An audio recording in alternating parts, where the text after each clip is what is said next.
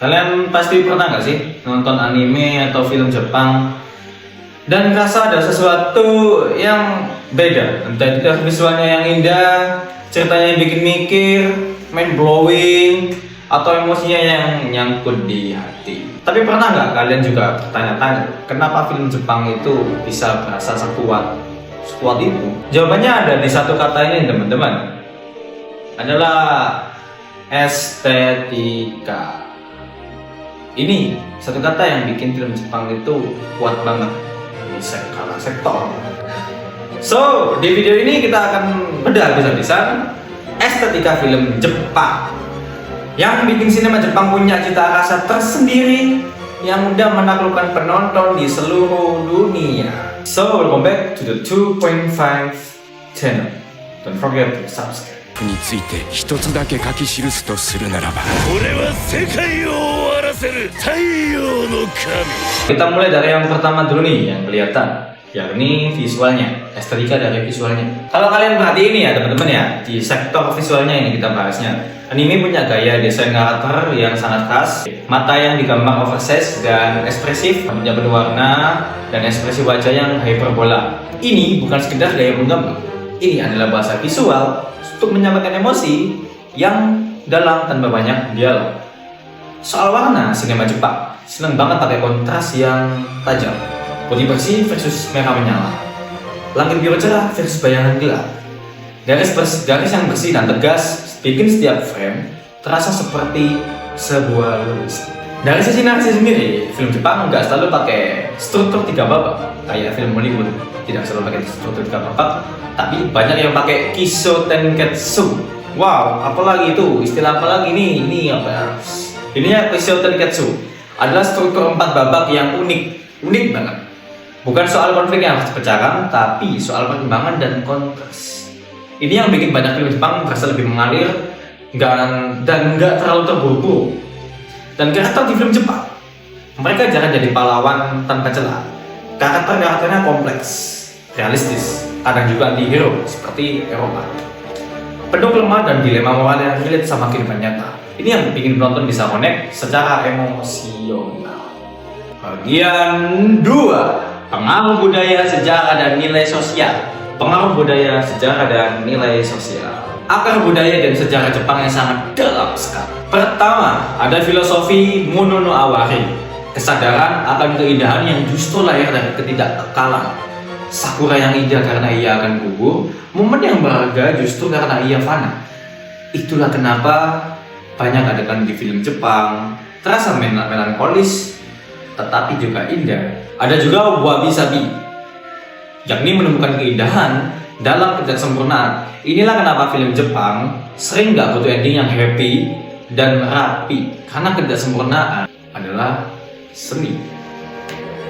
Dan juga ada pengaruh Shinto dan animisme, kepercayaan bahwa alam punya jiwa. Kalian bisa lihat jelas karya studio Ghibli. Nah, karya dari studio Ghibli ini punya ciri khas seperti hutan, sungai, angin, semuanya itu bernyawa dan penuh makna. Itu studio Ghibli. Dari sisi sejarahnya sendiri, trauma Perang Dunia Kedua dan bom atom meninggalkan luka yang mendalam, luka yang sangat dalam. Lahirlah genre kaiju seperti Godzilla.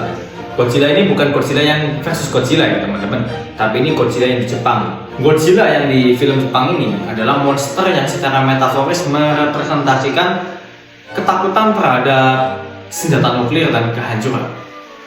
Kemudian, film Rashomon lahir dari krisis kepercayaan pasca perang. Era industrialisasi cepat melahirkan ketakutan kehilangan sisi manusiawi. Dan dari sinilah estetika cyberpunk Jepang lahir dari kota masa depan yang dingin dan gelap, tempat manusia berjuang mempertahankan kemanusiaannya.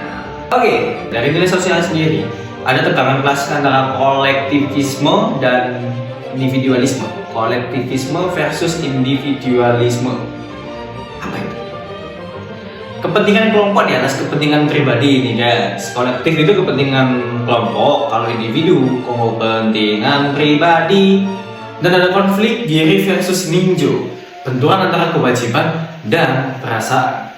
Ini adalah konflik batin yang terus-menerus muncul dalam karakter film Jepang. Oke, kita akan membahas di bagian ketiga, teknik dan gaya penyutradaraan. Sekarang kita masuk ke dapur produksinya. Gimana sih ya produksinya di film Jepang itu gimana? Kenapa kok bisa film Jepang itu keren bisa, terutama di animenya ya, kayak Jujutsu Kaisen, One Piece, dan lain sebagainya. Kenapa kok bisa sebagus itu? Nah, kita akan bedah spesifik di bagian ketiga ya. Hal pertama yang langsung kelihatan adalah gerakan kamera yang lambat dan tenang, tidak gerusa-gerusu. Nah, memberikan ruang bagi penonton untuk merasakan, bukan hanya menonton saja.